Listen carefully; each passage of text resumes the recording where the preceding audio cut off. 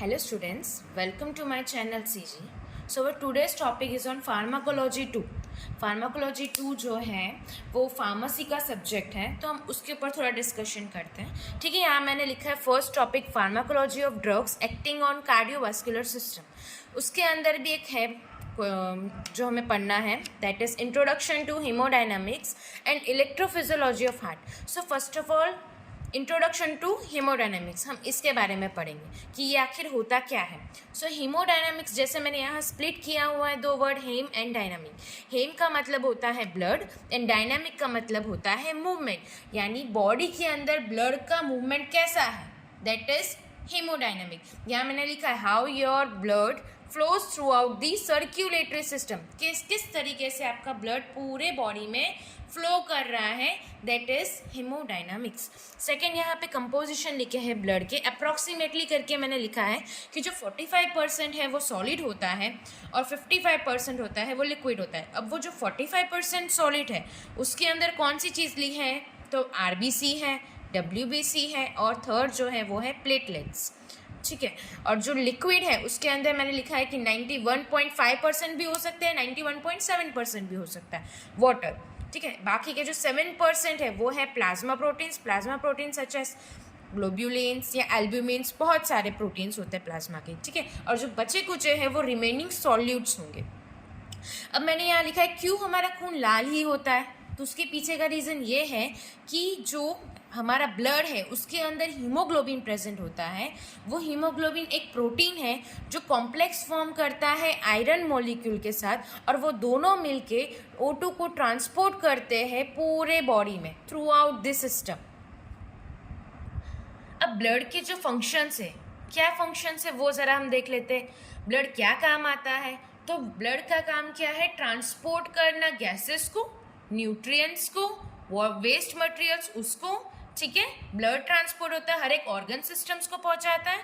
ठीक है, दूसरा है रेगुलेट करता है और मेंटेन करता है हमारी बॉडी टेम्परेचर को, और वाटर के कंटेंट को भी मेंटेन रखता है. ये है ब्लड के फंक्शंस. उसके बाद ऐसा है कि जब बॉडी के अंदर ब्लड का मूवमेंट हो रहा है through out the circulatory system, तो कौन कौन से फोर्सेस भी इसके अंदर इन्वॉल्व हो रहे हैं. ठीक है, तो यहाँ पर फर्स्ट है ग्रेविटी, सेकेंड है काइनेटिक एनर्जी, थर्ड है पोटेंशियल एनर्जी, फोर्थ है हाइड्रोस्टेटिक प्रेशर. अब जैसे ग्रेविटी, इसका मैं एक एग्जांपल दे सकती हूँ कि कहते हैं ना कि मॉर्निंग में ड्यू ग्रासेस पे हमको चलना चाहिए, तो क्या होता है, ब्लड सर्कुलेशन अच्छा होता है, तो उसका एग्जांपल हम ग्रेविटी दे सकते हैं. ठीक है, काइनेटिक एनर्जी, जो एनर्जी है, सो काइनेटिक एनर्जी कैसी एनर्जी है, वो बहुत ही एक्टिव एनर्जी है. ठीक है, उसका जो एनर्जी जो है, मोशन का जो एनर्जी है वो फॉरवर्ड मूवमेंट की तरफ होता है.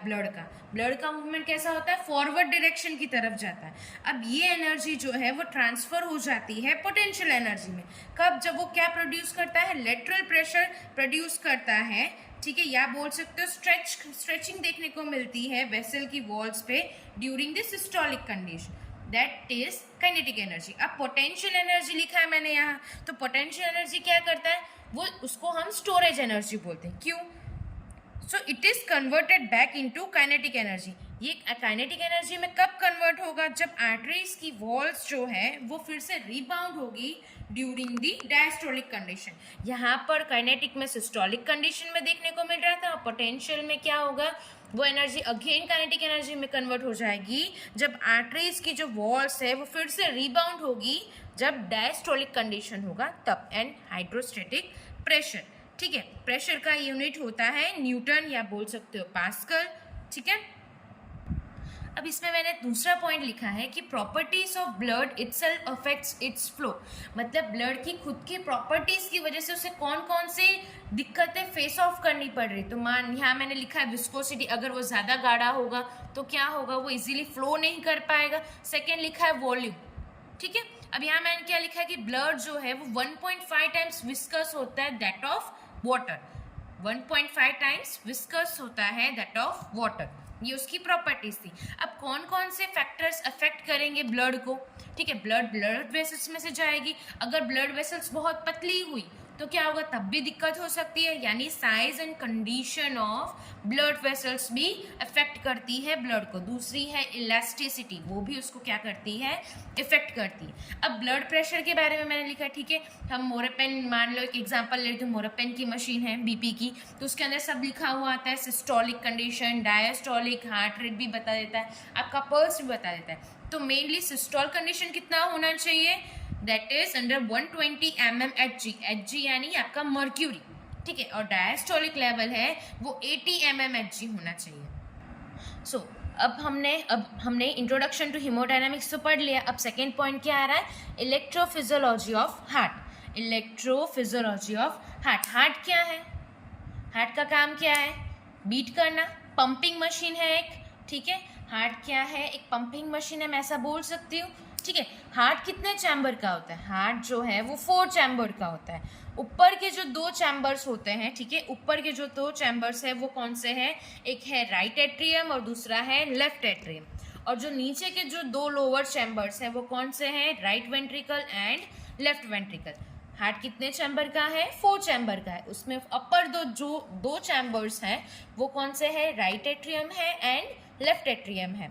और जो नीचे के जो लोअर चैम्बर्स हैं वो कौन से हैं, right ventricle and left ventricle. अब ये जो 2 दिख रहे हैं आपको एट्रियम, उन दोनों के बीच का जो सेप्टम है उसको हम इंटर एट्रियल सेप्टम बोलते हैं, क्योंकि एट्रियम के बीच में है, ठीक है, इसलिए हम क्या बोलेंगे उसे, उस सेप्टम को इंटर एट्रियल सेप्टम बोलते हैं। वैसे ही वेंट्रिकल्स के बीच में जो होगा सेप्टम उसे हम इंटर वेंट्रिकुलर सेप्टम बोलेंगे। वेंट्रिकल्स के बीच का जो सेप्टम होता है उसे हम क्या बोलते हैं, इंटर वेंट्रिकुलर सेप्टम, ठीक है। अब हार्ट का वजन कितना होता है, हार्ट का वजन कितना होता है, 300 ग्राम होता है। The weight of heart is 300 ग्राम, ठीक है। अब यहाँ की जो एट्रिया है, ठीक है, आपकी जो एट्रिया है वो कैसी होती है, थिन वॉल होती है कंपैरेटिव टू वेंट्रिकल। एट्रिया की जो वॉल होती है वो कैसी होती है, पतली होती है, और वेंट्रिकल की वॉल कैसी होती है, थोड़ी मोटी होती है। अब यहाँ पर जो मेन चीज़ है, ठीक है, राइट वेंट्रिकल और लेफ्ट वेंट्रिकल में तो बोलते हैं कि जो लेफ्ट वेंट्रिकल है वो 3 गुना ज़्यादा मोटी होती है, 3 गुना ज़्यादा थिक होती है कंपैरेटिव टू राइट वेंट्रिकल। यानी इधर कितनी लेयर्स आ जाएगी, 3 लेयर्स आती है। कितनी लेयर्स आती हैं, 3 लेयर्स, और यहाँ पर सिर्फ सिंगल लेयर आती है। तो हम ऐसा लिख सकते हैं कि left ventricle ratio right ventricle जो है वो 3:1 है, ठीक है। लेफ्ट वेंट्रिकल और राइट वेंट्रिकल का जो रेशियो दैट इज ऑफ 3:1। यहाँ तक क्लियर हुआ। अब जो हार्ट है वो कितने लेयर्स का होता है, 3 लेयर्स का होता है।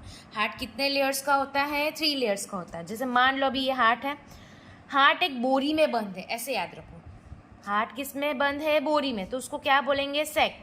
कैसा sac, that is your fibrin sac. उसको हम क्या बोलते हैं, पेरिकार्डियम। बाहर का जो लेयर है जिसमें हमारा हार्ट कवर अप है उस लेयर को हम पेरिकार्डियम बोलते हैं। पेरिकार्डियम क्यों बोलते हैं, क्योंकि वो पेरिफेरल रीजन में है, किसके, तो हार्ट के, ठीक है। सेकेंड पार्ट जो आता है उसके अंदर वो आता है myocardium. Second one is your myocardium. Myo word indicates muscles, cardium means heart, यानी कार्डियक मसल्स। सेकेंड लेयर में क्या आता है, मायोकार्डियम। थर्ड आता है एंडोकार्डियम, जो थर्ड लेयर है हार्ट की, ठीक है। अब यहाँ पर हमने जैसे आगे यहाँ पढ़ा, ठीक है, इतने सारे एट्रियम, ये एट्रियम है, ये वेंट्रिकल है, ठीक है। तो अब मेन चीज़ आती है कि यहाँ पर कुछ वाल्व्स भी देखने को मिलते हैं, ठीक है। अब यहाँ पर जो वाल्व है उस वाल्व को हम ट्राइकस्पिड वाल्व बोलते हैं। यहाँ पर जो वाल्व है उसे हम ट्राइकस्पिड वाल्व बोलते हैं, यानी इधर कितने कस्प होंगे, 3 कस्प होंगे। यहाँ कितने कस्प होंगे, 3 कस्प होंगे। और बाइकस्पिड वाल्व यहाँ लिखी है एट्रियम और वेंट्रिकल साइड में, लेफ्ट साइड में, तो उसको हम बाइकस्पिड, यानी वो कुछ इस तरीके से दिखेगा। बाइकस्पिड वाल्व कुछ इस तरीके से दिखेगा। और बाइकस्पिड वाल्व का जो दूसरा नाम है वो है मिट्रल वाल्व। बाइकस्पिड वाल्व का दूसरा नाम क्या है, मिट्रल वाल्व है। अब यहाँ तक हमने कंप्लीट किया कितने लेयर्स हैं हार्ट के, क्या कितना वजन है हार्ट का, ठीक है। अब यहाँ मैंने कुछ स्ट्रक्चर ड्रॉ किया है, ठीक है। यहाँ पर क्या लिखा है मैंने, सुपीरियर वीना कावा, नीचे की तरफ क्या है, इंफीरियर वीना कावा। अब सुपीरियर वीना कावा क्या करेगा, वो देखो सुपीरियर और इंफीरियर वीना कावा है वो बिगेस्ट वेन देखने को मिली है, ठीक है। सबसे लार्जेस्ट वेन किसको बोलते हैं? इंफीरियर वीना कावा को। और दूसरी उसके बाद जो आती है वो कौन होती है? सुपीरियर वीना कावा, ठीक है। अब जो सुपीरियर वीना कावा है वो अपर बॉडी पार्ट जो है, मतलब नेक, ब्रेन से लेके नेक तक का जो पार्ट है, ठीक है, वहाँ से वो ब्लड कैरी करेगा। ऐसा ब्लड कैरी करेगा जिसके अंदर ऑक्सीजन का कंटेंट कम होगा, ऐसा ब्लड कैरी करेगा जिसके अंदर ऑक्सीजन का लेवल कम होगा, यानी it brings oxygen poor blood from your upper body to the heart. It brings oxygen poor blood from your upper body to your heart. And then after, उसके बाद वो कहाँ जाएगा? राइट एट्रियम में। अब जैसे राइट एट्रियम में मैंने यहाँ कुछ नोड्स लिखे हैं, ठीक है। राइट एट्रियम में मैंने यहाँ लिखा है एसए नोड और एवी नोड। अब इसमें क्या होगा? जो आपका एसए नोड है यानी cyano atrial node, SA node that is your cyano atrial node, and atrioventricular node वो आपका एवी है, ठीक है। एसए नोड में क्या होगा? ये सबसे पहले एसए और जो एवी नोड है वो दोनों आपके पेस मेकर्स हैं। एसए नोड और एवी नोड जो है आपके पेस मेकर्स हैं, ठीक है। अगर एसए नोड खराब हो गया तो उसकी जगह पे एवी नोड काम कर सकता है, लेकिन अगर दोनों ही खराब हो गए तो हमें बाहर से आर्टिफिशियल पेस मेकर यहाँ पे प्लेस करना होगा, ठीक है। अब एसए नोड में क्या होगा? ठीक है, इम्पल्स जनरेट होता है। एसए नोड में क्या होता है? इम्पल्स जनरेट होता है। कब होगा? जब एक्शन पोटेंशियल देखने को मिलेगा। और एक्शन पोटेंशियल कब होगा generate? That is due to the depolarisation of sodium. Sodium के डीपोलराइजेशन की वजह से क्या होगा? एक्शन पोटेंशियल जनरेट होगा। उसके बाद ये जो होगी ट्रांसमिट किस तरफ होगी? एवी की तरफ होगी। इम्पल्सेस बाद में ट्रांसफर किसकी तरफ होगी? एवी की तरफ होगी। और एवी से फिर यहाँ पर एक बंडल ऑफ हिस करके होता है, ठीक है, वो वहाँ पे होगी। यहाँ पर थर्ड पोजीशन पे किसको जाएगी? Bundle of his. Bundle of his जिसका दूसरा नाम जो है वो एट्रियोवेंट्रिक्यूलर बंडल, एट्रियोवेंट्रिक्यूलर बंडल के नाम से भी इसको बोल सकते हैं, ठीक है। After that bundle of his से वो कहाँ जाएगी? परकिंजे फाइबर्स। ये जो आपको फाइबर्स दिख रही है जो हार्ट के लेयर से अटैच है, ये सारी हार्ट के लेयर से अटैच है, उस फाइबर्स को हम क्या बोलेंगे? परकिंजे फाइबर्स। क्या बोलेंगे? परकिंजे फाइबर्स। और ये जो बंडल ऑफ हिस है वो दो ब्रांच को सेपरेट कर रहा है, left branch and right branch, ठीक है। आफ्टर दैट हम कहाँ आते हैं? सुपीरियर वीना कावा वाले और इन्फीरियर वीना कावा में। सुपीरियर वीना कावा का काम क्या है? वो जो अपर बॉडी पार्ट है वहाँ से ऑक्सीजन को लेकर आएगा, ठीक है। ब्लड के अंदर उसमें क्या है? वहाँ का जो ब्लड है उसके अंदर ऑक्सीजन का लेवल बहुत कम है, ठीक है। फिर वो किसको पहुँचाएगा? हार्ट तक पहुँचाएगा। हार्ट से वो क्या करेंगे? अब हमें पता है कि जो एट्रियम है, ठीक है, एट्रियम क्या है? वो कैरी करता है ऑक्सीजनेटेड ब्लड। एट्रियम कैरी करता है ऑक्सीजनेटेड ब्लड, लेकिन जब पल्मोनरी आर्टरी की बात आती है तब वो क्या कैरी करती है? Deoxygenated blood. पल्मोनरी आर्टरी क्या कैरी करती है? Deoxygenated blood. तो ये जो डीऑक्सीजनेटेड ब्लड है वो किस में जाएगा? इन्फीरियर वीना कावा में।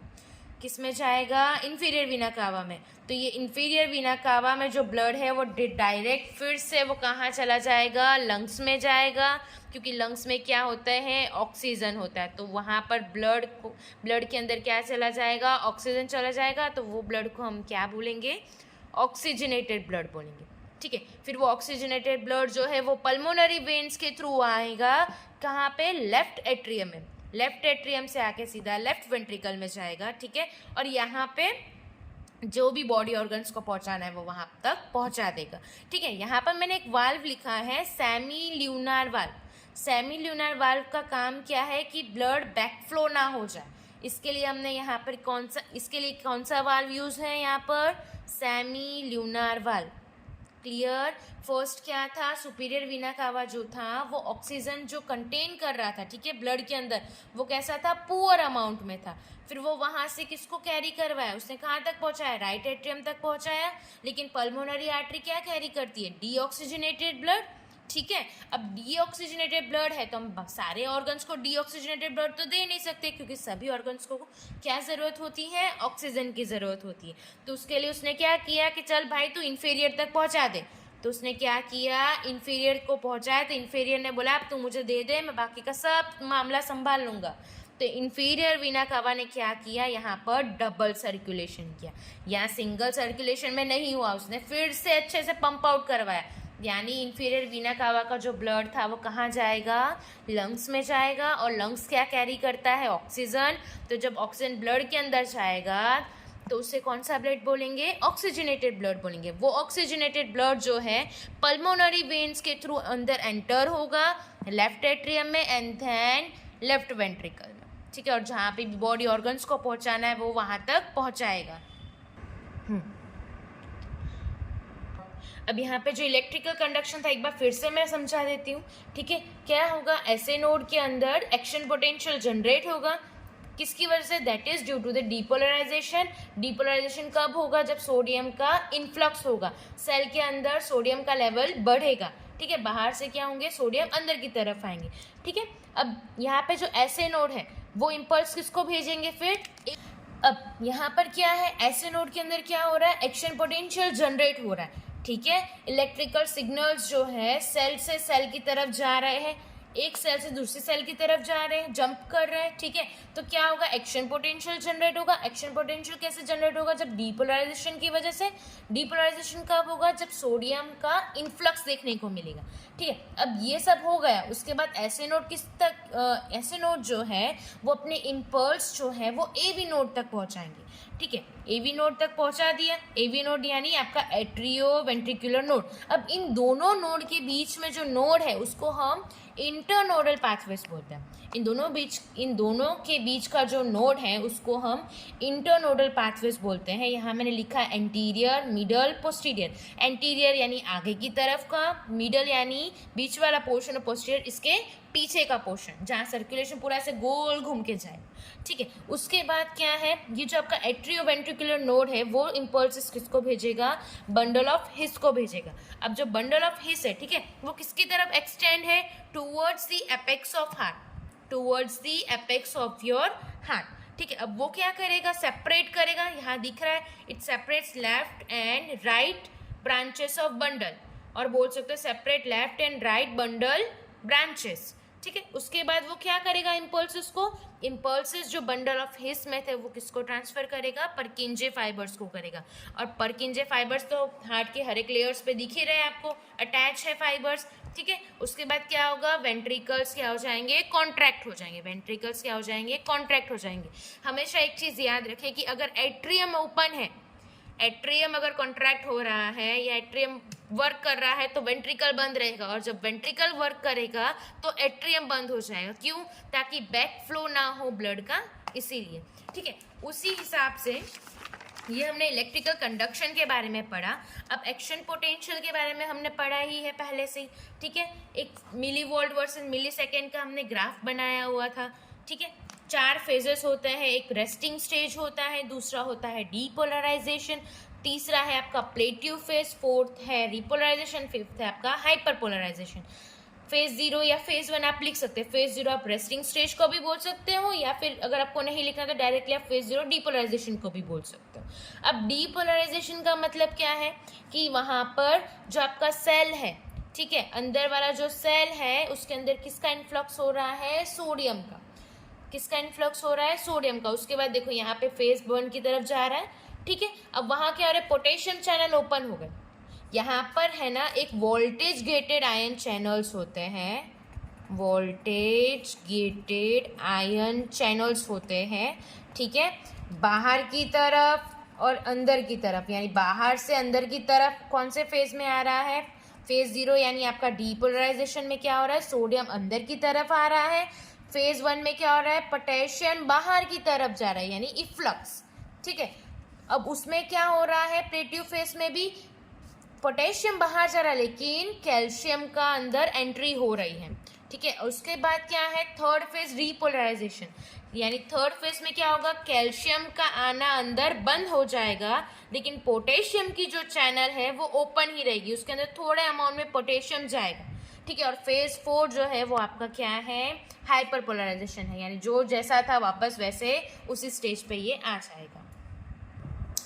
अभी जो हमने पढ़ा पूरा इंट्रोडक्शन टू हीमोडायनेमिक्स और इलेक्ट्रोफिजियोलॉजी ऑफ हार्ट जो है वो यहाँ तक ही है, खाली इतना ही उसके बारे में इंट्रोडक्शन हमें देना है, ये यहीं पे ख़त्म होता है। अगर आपको इसमें कहीं पे भी डाउट आता है तो आप कमेंट सेक्शन में पूछ सकते हैं, और अगर आपको ये वीडियो अच्छी लगी है तो आप लाइक एंड सब्सक्राइब करना मत भूलिएगा। Thank you.